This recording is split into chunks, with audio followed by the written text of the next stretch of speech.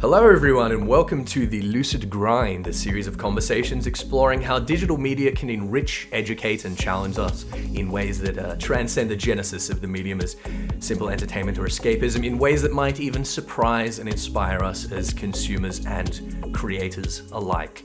Tonight we're going to be talking about empathy, emotional intelligence and autism spectrum disorders, what it's like to negotiate these conditions both from within and without, as well as the potential models offered by role-playing games for the education and treatment of people with these disorders. We are joined by a special guest, a philosophy postgraduate at Oregon State University and passionate educator of a broad demographic, including special needs children, Albireo Cygnus. Welcome to the show.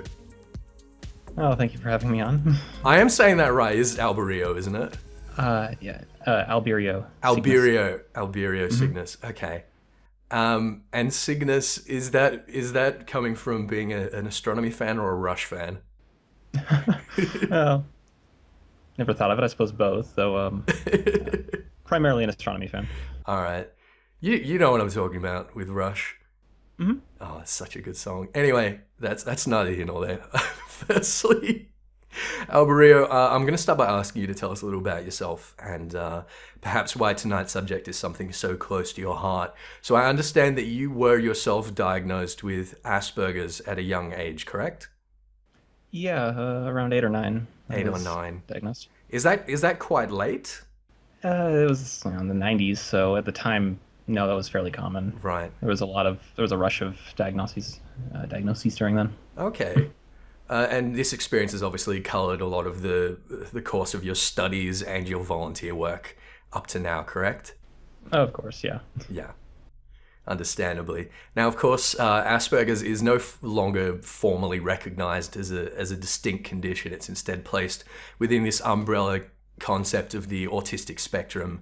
And we'll come to that in a moment. But first, I feel that there's a great deal of confusion and ambiguity in the general community regarding exactly what autism is. So I was hoping that you could bring everyone up to speed a little bit. Of course, your experiences are not necessarily the same as those of anyone else with ASD, but I was hoping that all the same you could show us a kind of a little window and describe for us, I suppose, the everyday phenomenology of your perspective. Yeah, sure. So, I find that mostly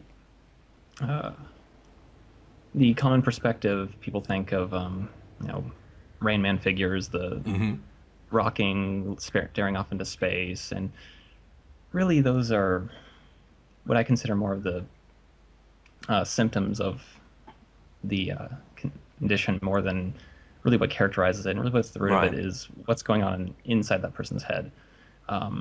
Of course, an Asperger's diagnosis is now just mild autism, and so my case being mild, it's much different. I sometimes have a harder time processing information. It's really a lot more noise in your head, and so there might be more pausing and stuttering from the. Right.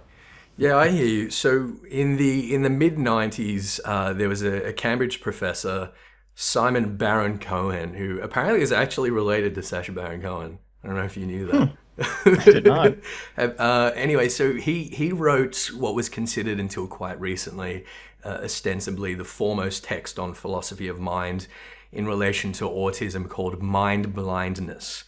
And there's this really memorable passage in there where he describes a hypothetical experience of a dinner party as described by someone with ASD, talking about this experience of being surrounded by, he describes it like being surrounded by bags of skin draped over chairs and stuffed into pieces of cloth that shift and protrude in unexpected ways, and having them sort of suddenly and loudly move towards you, and you have no idea why and no way of predicting what they might do next. Are they going to kiss you? Are they going to attack you?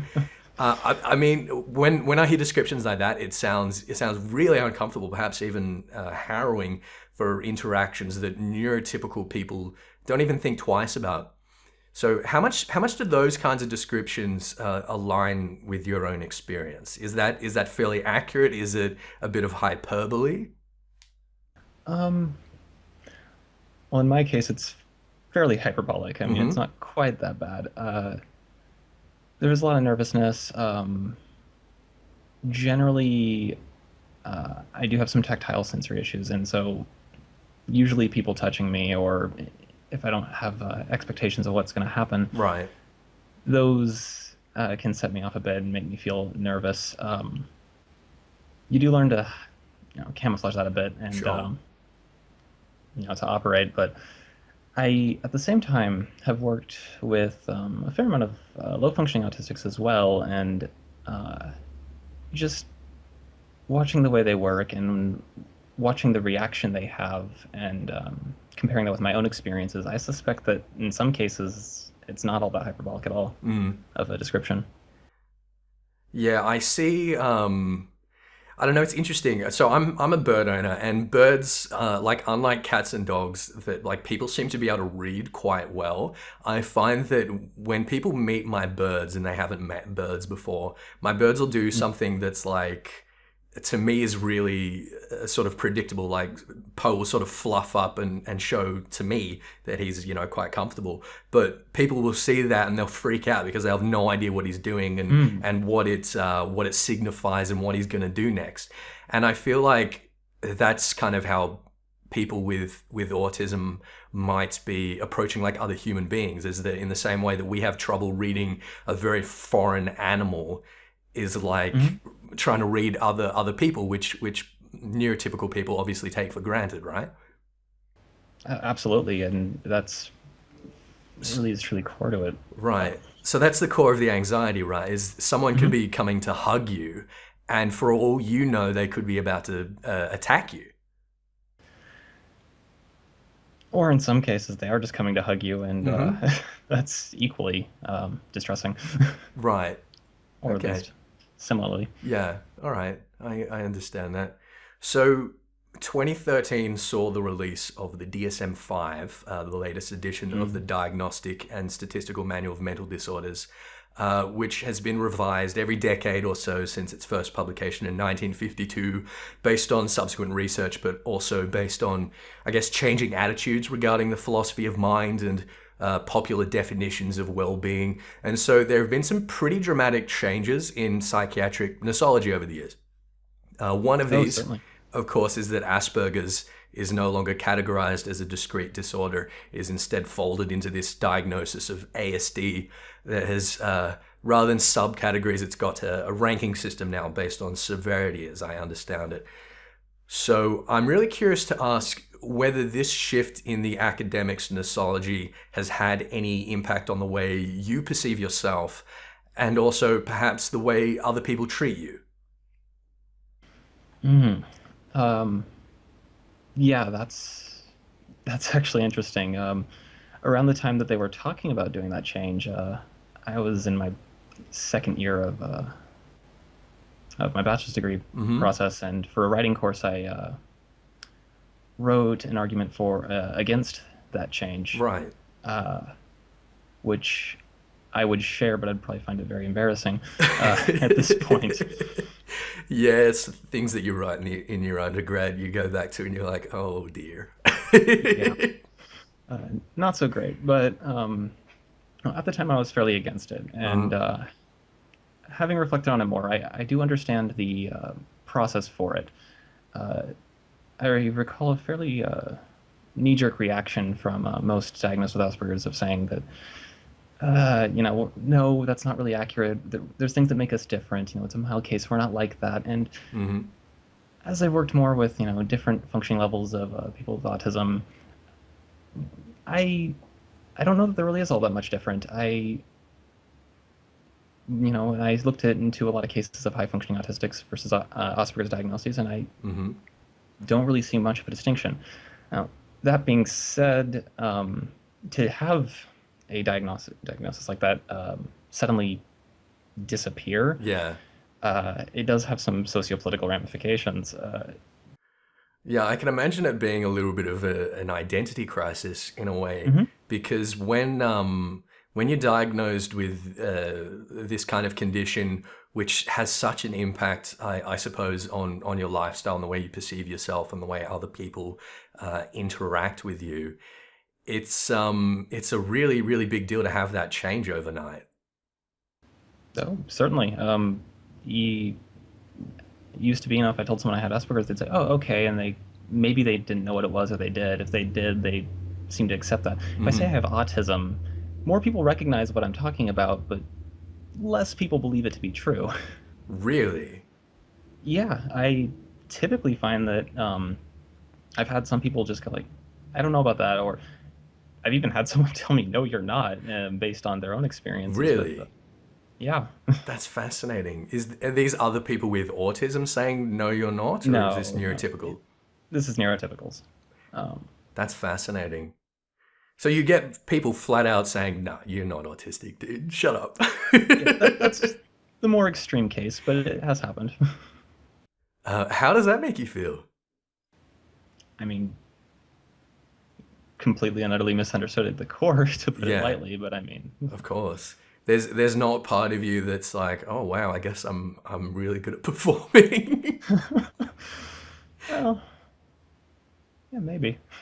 Yeah, that's fascinating. I never would have thought that that would be a common consequence of the switch in the nosology, is that people would actually be denying you that label. That's crazy. Well, anyway, given that they're both conditions associated with lack of empathy, I guess speaking about people misunderstanding the core of the condition, I feel like a lot of people confuse or conflate autism with psychopathy, Mm. and that this can obviously be detrimental for people with ASD who might be subsequently treated by people around them with the kind of, I suppose, reticence and caution that they ought to practice around a psychopath. So, what exactly is the difference between these two conditions, ASD and psychopathy, as you understand it? Uh, yeah, so I will preface that by saying I'm in no way qualified to define Of course. psychopathy, but as I understand it, I think that the lack of empathy can be misunderstood as being a total lack of emotional care, Hmm. and perhaps for a lot of neurotypical people, it's easy to glance over that and just assume it's all one bag. Uh, and really, empathy is characterized as your almost intuitive reaction to the emotional states of another person. Hmm. And for an autistic person, it's simply not there. It doesn't mean we can't be brought to care or don't care about that person. It's just I usually find that I have to go down some channels of reasoning and really, especially if it's something that's far enough removed from my own experiences, I really Hmm. have to stop and think, okay, you know, what are they going through? How does this make me feel? And it's really a forced process, and it's kind of hits this point where it clicks, and I go, oh, and then I'm just overrun with the emotion. It's I realize how bad it is for them, and it leads to some social trouble sometimes where I say something inappropriate, but Right. So you find that when you do arrive at the point of empathizing with people, you do very sincerely and genuinely feel for that person. yeah, I would say so. Okay. So the way I understand it from the reading that I've done, at least one of the most I guess compelling distinctions that are made between the two conditions is the idea that there's I guess cognitive empathy and there's Mm. emotional empathy, and that ASD might be categorized by a deficit of cognitive empathy. So by looking at someone's face and Hmm. not being entirely sure what it is that they're feeling or experiencing, but Hmm. once we do arrive at a cognitive understanding of that person's state, then we have absolutely no trouble feeling for them. Whereas psychopathy is more categorized by being able to read someone quite easily and just Yes. not having any sort of emotional empathy for that feeling. Yeah, that's what I get out of the literature as well. And pretty distinct and stark difference. Definitely. Do you find people in your own experience do tend to conflate or confuse the two, or tend to find themselves, I guess, nervous or guarded around you when you explain to them what it is that ASD is? Sometimes, usually if they seem guarded, it's that I've told them I have the diagnosis, but that they don't quite get it, Mm-hmm. which has caused some problems. It just, getting a job and working, I have to guard myself by being upfront about the autism, and sometimes employers react different, oddly, or treat me differently, either defensively or guarding behavior of not really sure what to make of me, Mm-hmm. or they try and overcompensate any needs I might have without actually asking me what it is I might need. Right. And I guess both of those reactions stems from a complete misunderstanding of the condition and a complete, I guess, lack of education. Right, Right. ultimately. Okay. Well, honestly, it was only quite recently that studies began to challenge the pervasive idea of autistic people being constitutionally and categorically incapable of empathy. And it seems now that, particularly in these critical, childhood development stages, there are some reasonably effective methods for actually teaching these kids to empathize and to connect and negotiate social interactions. So have you observed any common tactics or programs run through things like CBT or occupational therapy that have seemed to be quite effective? And I guess in relation to that, can you tell us what form your own childhood intervention took? Was it behavioral, or was it more kind of relational based? Mm. Yeah, so that's an interesting road. So immediately after my diagnosis, I had the school I was in basically say we have nothing for them, and just kind of drop me there. Um, that led to being homeschooled for the remainder of that year, and Mm-hmm. then I was placed in the behavioral program. Mm-hmm. Going into middle school, I continued in one. Uh, Ended up having to change districts due to moving. They didn't have anything really either, and I was really in mainstream courses, so just standard education for middle school. Interesting experience. And Were then, you prepared for that transition? um, I mean, they did have some stuff I that knew what was going on and created some support networks, but Right. no, at that time, I can say, looking back, that no, Just tossed into the deep end. yeah, I was not ready for that at all. Wow. Um, and then I did a social skills program through high school, and had a support network from a marvelous teacher that really turned that around. So the behavior classes, behavioral modification, I'm not sure is the right approach for autism, at least as it was at that time. Right. I So you didn't find it particularly constructive? Not terribly. It looks to uh, change the behavior through, as I understand it, it seemed to be mostly incentive-based systems, and Mm-hmm. trying to make people want to make better decisions, but that Right. seemed to misunderstand that any behaviors seen as negative were from frustration or a lack of understanding, Right. not from a lack of desire or Yeah, not will. from So, being malicious. Right. right. So what kind of incentives did you find that they placed before you? Um, Usually fairly arbitrary ones, you know, general uh, reward and punishment systems Mm-hmm. that you might see, um, that had really nothing much to do. Uh, I mean, I suppose to their credit, one skill that has been helpful is just asking to check in with your own emotional state and traits such as that. But Right.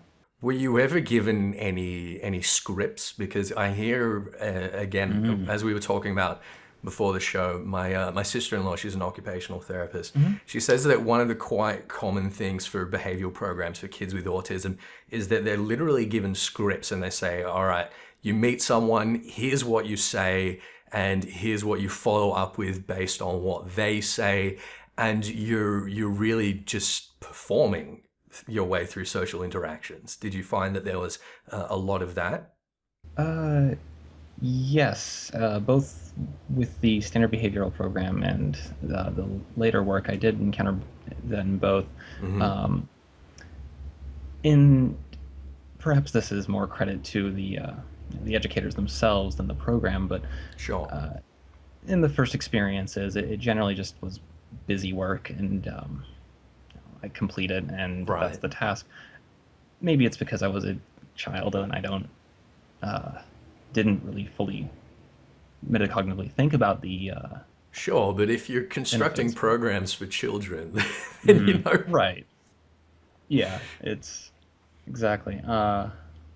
Later in when I had it, the teacher I was working with really seemed to grasp the what's fundamental to the autistic experience, and Hmm. understood, and through that often presented them in a way and worked with us in a way that allowed it to make more sense to the way our brains really function. Hmm. Uh, so I know oftentimes when I had trouble with another student or interactions, he was really marvelous at making me understand what that person might be experiencing and where the conflict came from.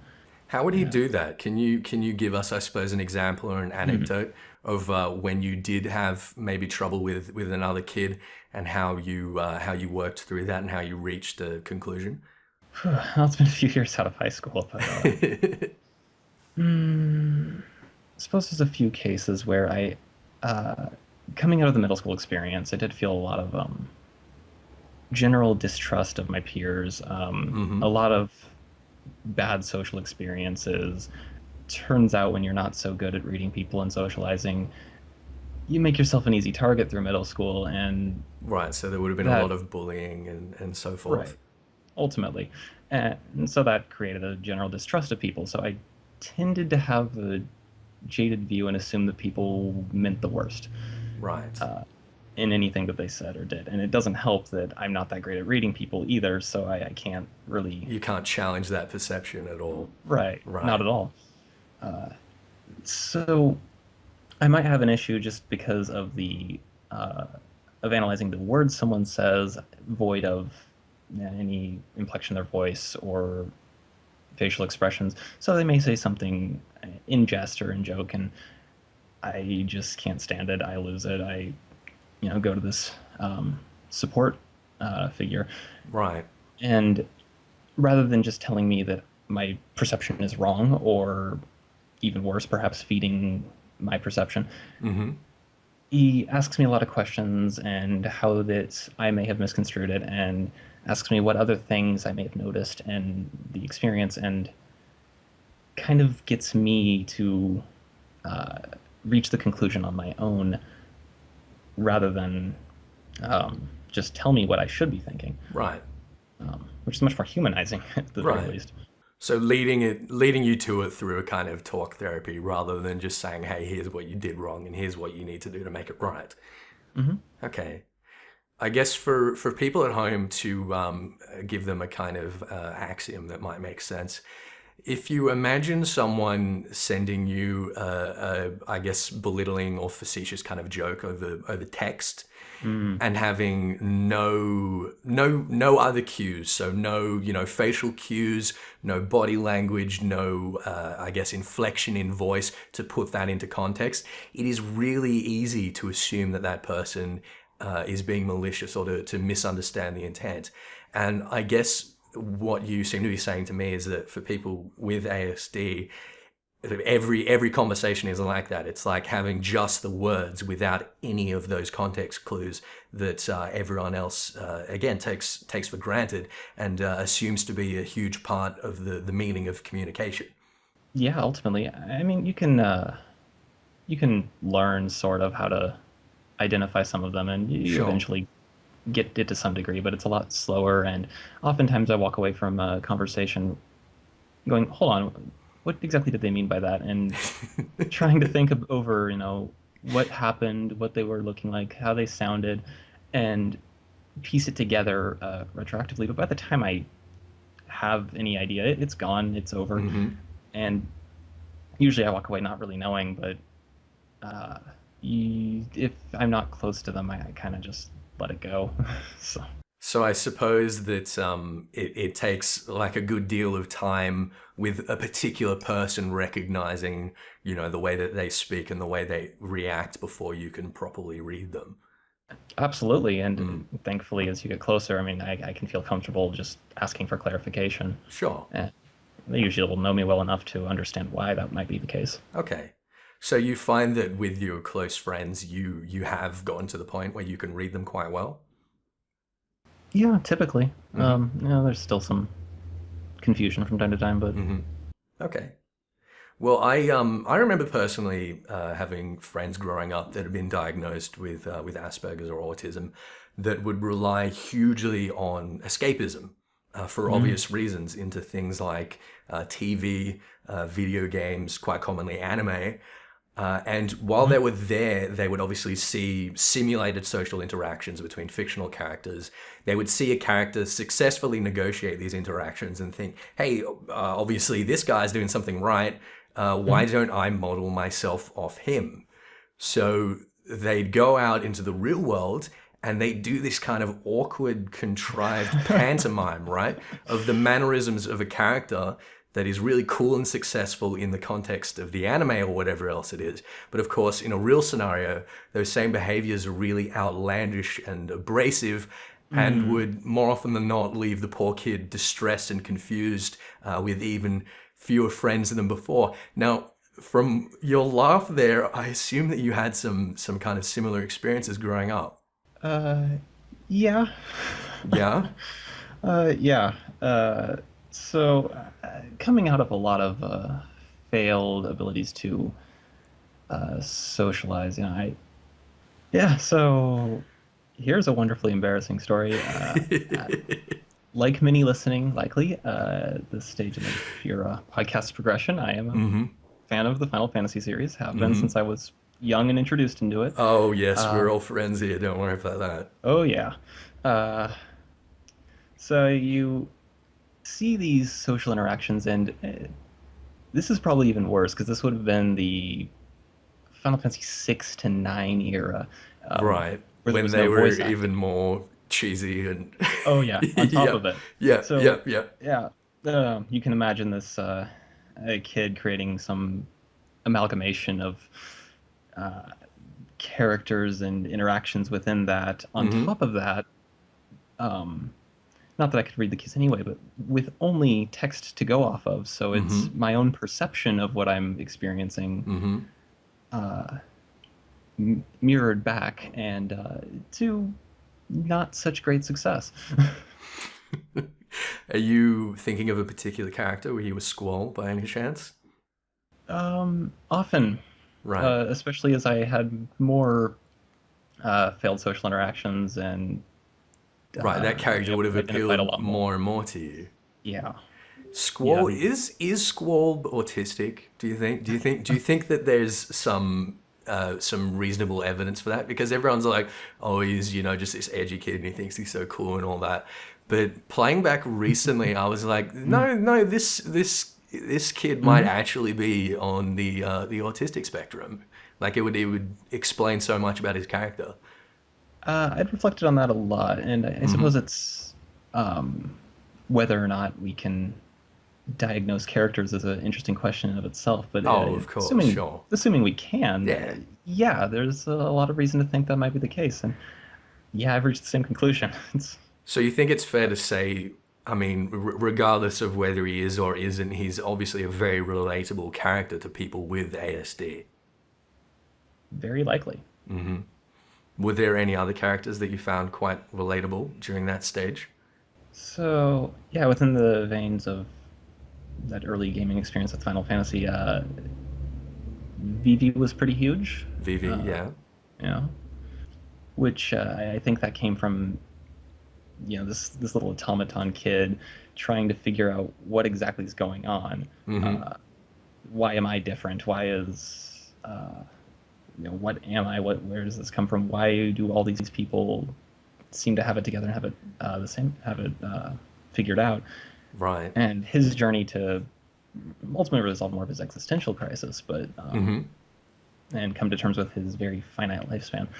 But that same level of confusion and feeling of being lost, Of course. resonate. And I think that's one of the really beautiful things about Final Fantasy and about these characters that they represent, particularly in Vivi and Squall, as we're talking about, is recently I was talking to Ascalia about his experiences of being bigendered, and it's these two characters again that he really relates to as feeling like growing up being this outsider and going through this journey of self-discovery without really many sort of tools or allies. And I think it's just really, really interesting that it's these same sort of characters for every, underrepresented group of people that they find themselves so in touch with. And I think that's one of the really beautiful things about the kind of narratives that Final Fantasy, and obviously, other games and other mediums, but Final Fantasy in particular seems to promote again and again. So anyway, clearly this emulation is a kind of strategy that a lot of kids with ASD experiment with, and not always successfully. So do you think we need to have like warning labels on certain Gokus, like don't try this at home, or this product grossly misrepresents human interactions? Jokes aside, assuming that it is important to a high-functioning autistic to be able to learn some functional cognitive empathy, or at least to emulate or camouflage, as you say, effectively, what kind of mediums are useful tools and why? Yeah, so I especially find the prospect of games very exciting for that, just due to the inherent interactivity, and especially as in the last decade or so, games have really got pushed towards choice-driven narratives that allow for feedback on how decisions may be interacted. Now, it's a little black and white, but at the core of it, there seems to be something there, because you get instant feedback not only in mock social interactions that probably could be a little better, but in some sort of scoring system, or repercussions, positive, negatives for the decisions made, that seems to have something. Sure. Well, there's a lot of theories emerging at the moment that just as much as ASD is categorized or typified by this deficit in empathy, it seems there's also a lot of the time for kids a lack of motivation. And it's difficult to motivate them to empathize with people and to sort of, look at people in the face and go through that cognitive process. So is there something about, I suppose, the reward systems of games and RPGs in particular that are distinct from the rewards that seem to be lacking in real social situations that might, I guess, compel our learning of these skills? Yeah, probably. Thinking of it, back to when I was a kid, I figure I didn't see much reason to socialize. Especially at a certain point when enough of it had failed me, it just wasn't rewarding. It was just constantly negatively reinforced as this isn't working. Right. And I checked out. So, and instructors and the like are trying to get me to check back in. It's just like, why? What do I have to gain out of these social relationships? I mean, ultimately, you eventually come around to the fact that it's its own reward. But sure, I started thinking, well, why can't I just close myself off to just autistic people and not even do this? And to this day, I'm not great at eye contact. As you bring up the example, it's kind of painful to force myself to in some ways. Right. But You find ways to fake that too. Sure. The reward system in games, comparatively, it's very clear what the reward for successful social interactions is when they're there. It's presumably a reward system within the game that furthers you and your character in some way, or the plot in some way. And I think Sure. presumably Bethesda games in general, but the Fallout series I fell into in high school, and Okay. starting with the release of Fallout 3, and Right. those games struck me as interesting cases, just because, well, maybe you could question the morality of some of the social interactions, but Yeah. you could certainly see the benefit of saying the right thing, having the right effect, Well, you whether it see be the to create effect companionship. immediately as well. Yes, absolutely. And I think It, that's the interesting thing about reward systems in video games, that you tend to see the payout immediately. Whereas with, I guess, real social interactions, particularly if you are an ASD person, you can't have a single conversation and be like, all right, ding, that was positive.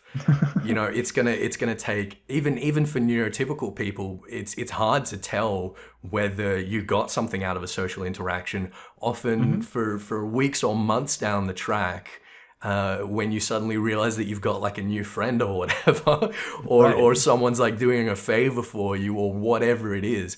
And I can only imagine how much more ambiguous that would be for someone with ASD. Whereas again, there's something about rewards throughout video games where the payoff is immediate. You know immediately whether you got it right or wrong, and just how right or wrong you got it, right? It's very distinct, very clear.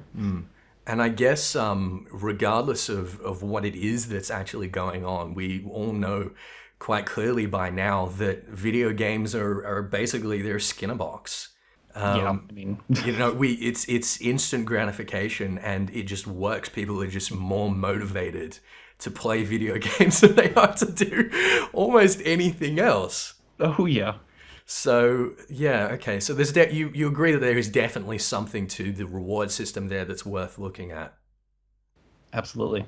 Okay, and obviously there's also the fact that you're in an environment that's quite comfortable and quite safe, and you're never actually at any risk of people sort of approaching you or touching you or making you feel particularly uncomfortable.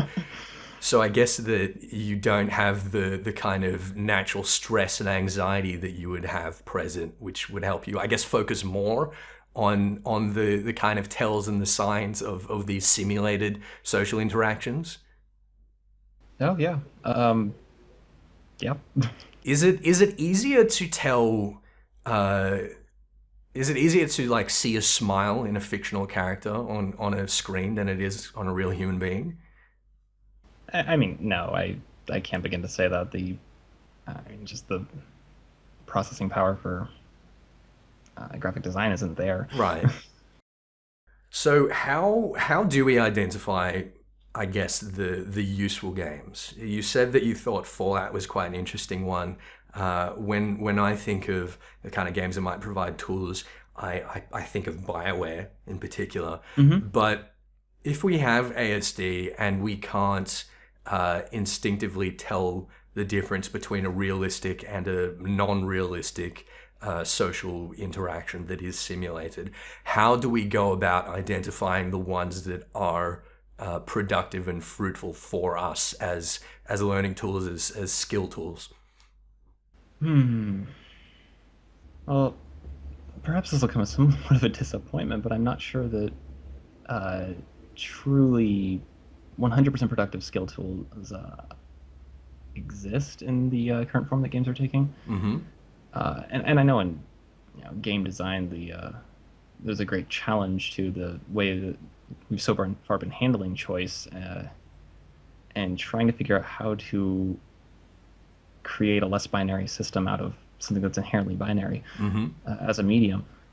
But that already limits it, and we already seem to have very stark, good versus evil. Even the BioWare, you think Mass Effect has the Paragon Renegade, and Sure, sometimes sure. they have decisions that are fantastic from a philosophical perspectives that are Oh having yeah. you make decisions that are uh, very ambiguous as to what the right decision is. Mm-hmm. But they tend to still give you Paragon or Renegade points, Sure. which is perhaps detracting from the reality of the situation.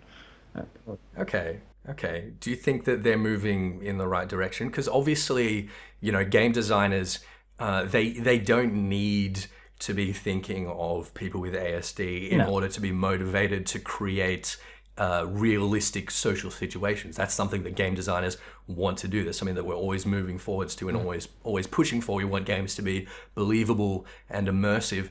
Do you think that we're moving in the right direction and that RPGs are becoming more and more useful?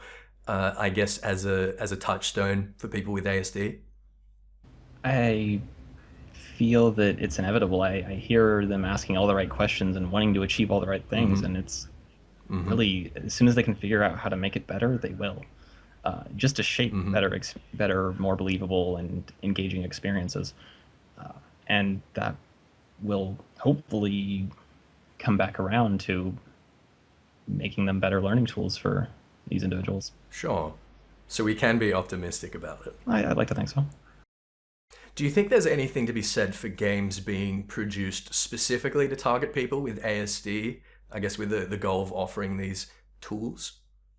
Uh, Possibly. Uh, Oftentimes, as with, I'm sure every gamer is aware that typically games Mm-hmm. designed for the purpose of teaching have been heavy-handed to the point of obnoxious or boring. Yes. Right.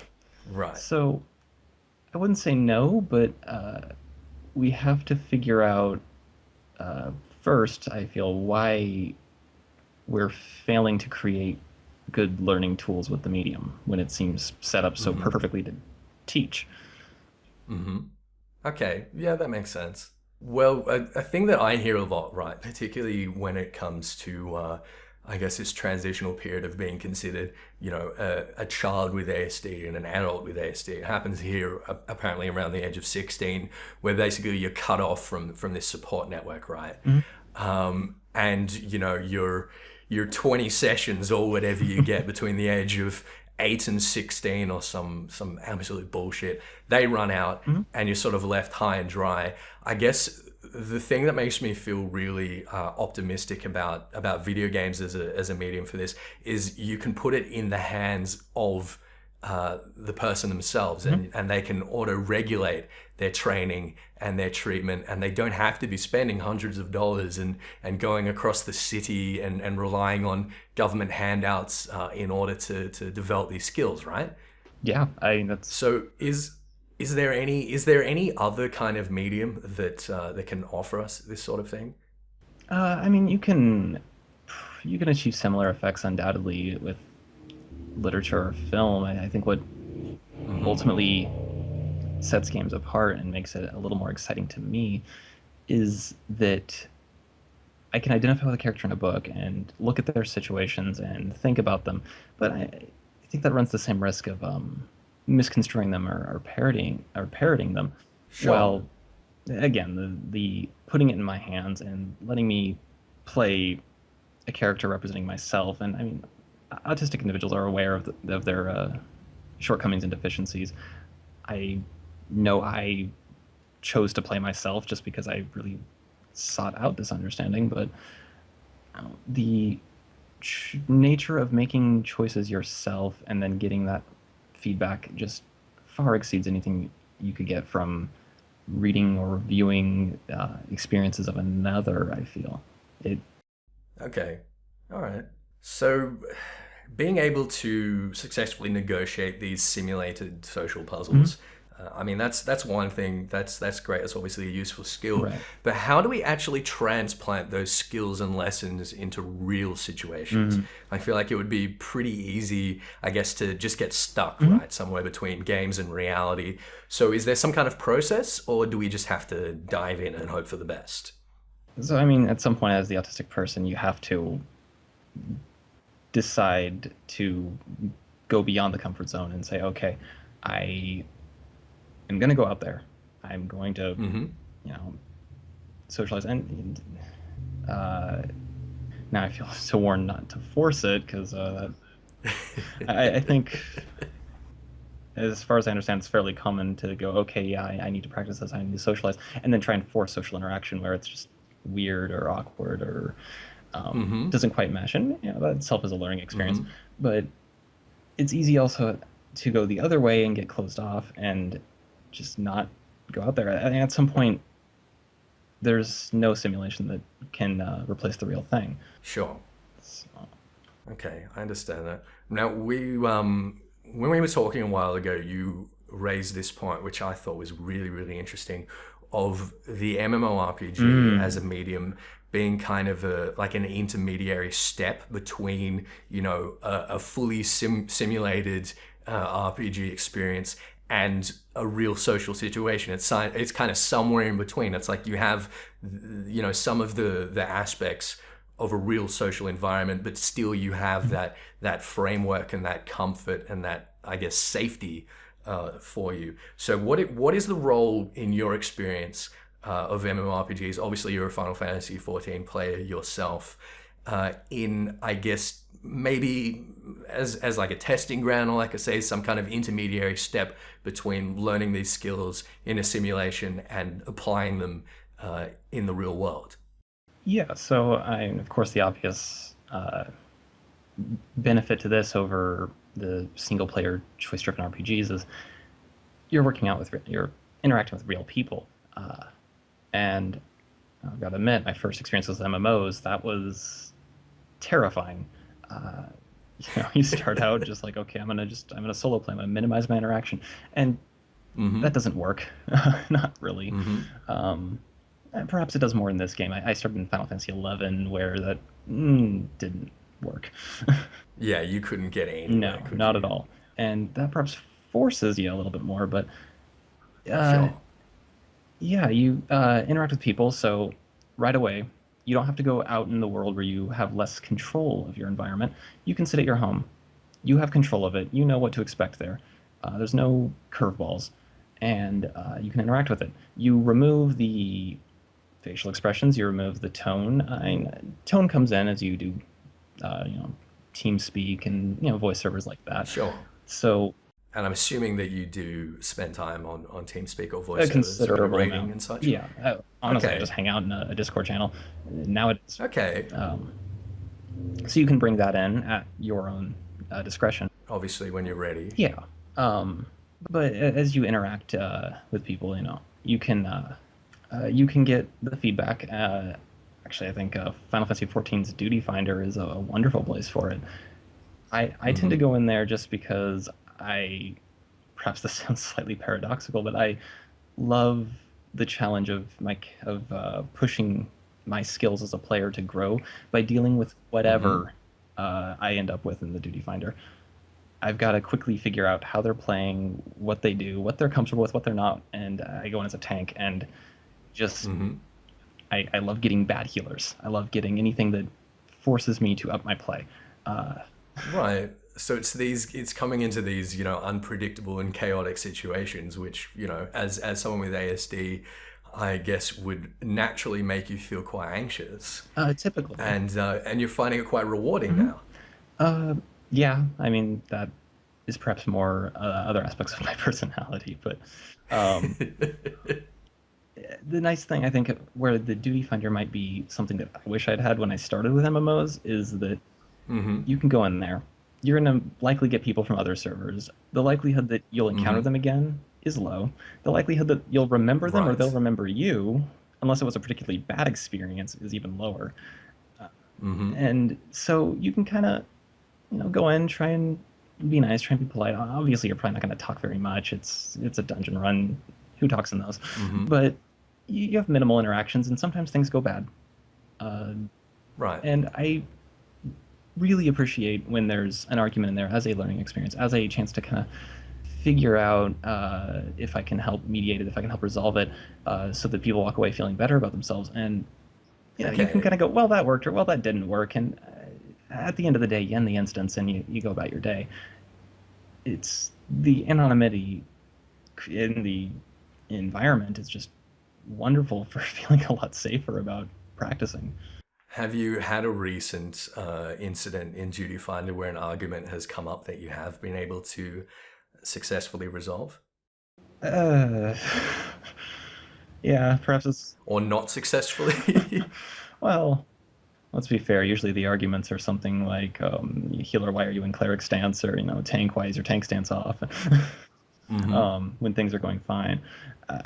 But yeah, sometimes there's, I think the success stories are fairly rare, and I figure that's probably true of anyone who's really trying to resolve those Yeah, for situations. sure. And once people decide to be mad on Yeah. the internet, they're mad. But yeah, you can do your best Yeah, to I hear diffuse them a you. little bit, hopefully. Okay. But it is all the same a good space to practice. Yeah, I mean, you can at least tell if you hopefully made it a little bit better or made it notably worse. Okay. That's really interesting. Again, that's not something that I would ever think about as a part of the duty finder, obviously, because there's a language barrier for me playing on Right. Japanese servers. That I may as well be playing with bots, 99% of the time with the duty finder, which is quite nice, to be honest. It's Yeah, quite some days I nice. prefer it. You yeah. Occasionally you'll recognize someone, saying filthy gaijin or something, but most of the time it doesn't mean anything to you, Right. and they can just say whatever they like. But yeah, I think that's a really, really interesting way to look at the duty finder and these other more, I guess, random matchings and chaotic situations that we can see in MMORPGs as a format, as a medium. So tell us about your current thesis proposal.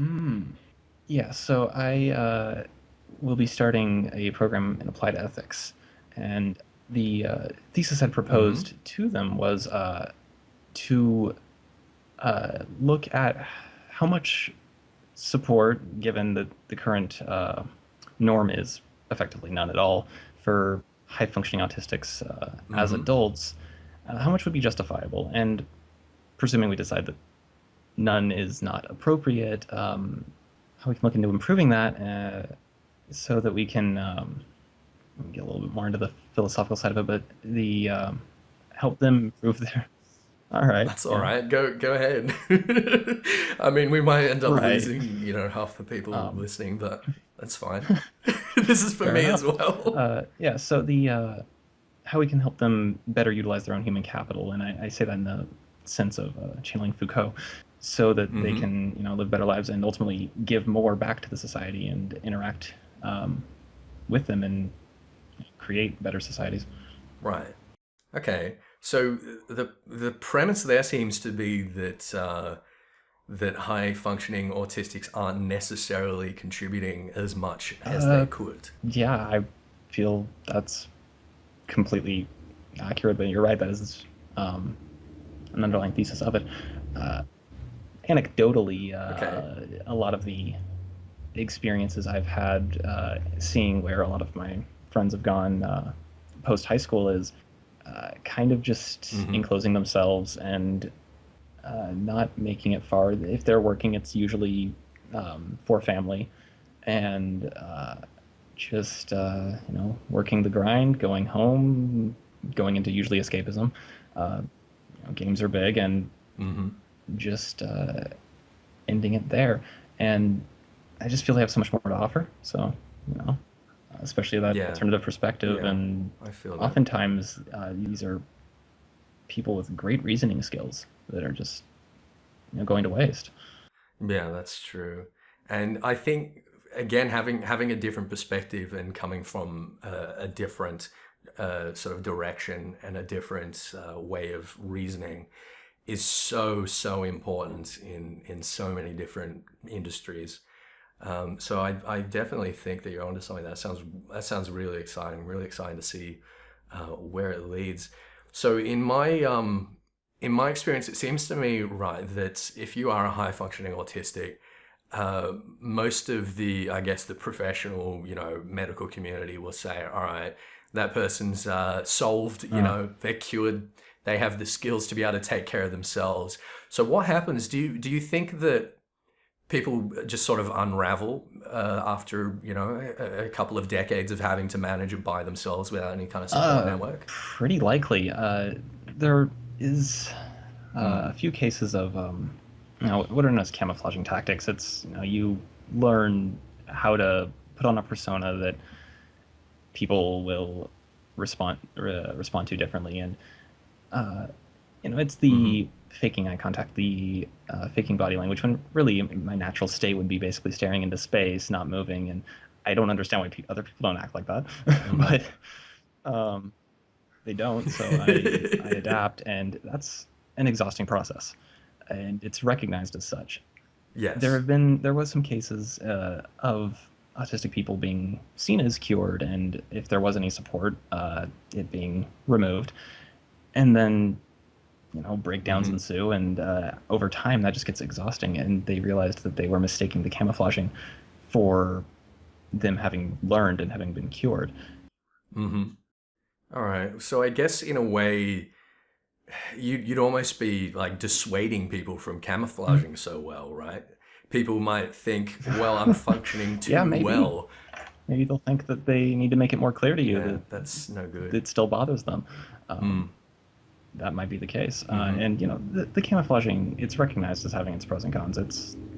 It's an important skill for the autistic person to navigate the social environments, but it's also draining. And a big question is it fair that much of a social burden is being placed on the autistics, rather than just it being accepting enough that they might behave a little bit differently? Okay, all right.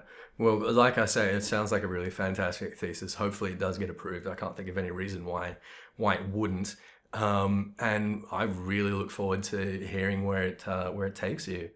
I think it's a fantastic project. So is there anything you'd like to reiterate from the discussion we've had today? Perhaps any shout outs you'd like to make, or advice for people that are trying to manage their own condition, or people that even just want to learn more about ASD? For those wanting to learn more, I think we touched on most of the core misconceptions that are very common. If they have any questions in particular, I'll probably be at least cruising the YouTube comment sections of this for a few weeks following, and they can certainly contact me, at least in game. But sure. For those with ASD struggling, I don't know what point they might be at. Obviously, what they're comfortable with, what they're not. Keep pushing yourself. Of course. Would be what I'd have to say. It's pretty unfair that you're expected with a disability to then perform up to the standards of society, but do your best and don't let it stop you. It's hard. It's perhaps keep at it. I can't believe where I've gotten. Not just in my educational circuit, but I have in my MMOs have gone from I'm not going to talk to anyone to I'm the leader of a small but a free company. And I think to a lot of autistic individuals that might sound impossible or crazy, or maybe they think I'm not autistic now. But yeah. You fraud. But I mean, play to your strengths. Leadership doesn't necessarily have to mean the best social skills. You can delegate tasks to others, and I depend a lot on some officers to handle certain problems. They mostly love me for my logistics and my reasoning and understanding of problems. So sure, don't let it stop you. I'm gonna keep fighting for people to just accept who we are, but you have to try a little bit harder to achieve the same things. Absolutely. Yeah. Well, I find, and it's common with, all kinds of disabilities, mental illness, so many of the things that we've been talking about in this show previously, is that people reach a diagnosis that sort of affects their self-perception, and they kind of resign themselves to it, and they say, all right, well, this means that there are certain things that I can and cannot do. And like you say, it's obviously, very difficult to achieve certain things and to put yourself in certain positions.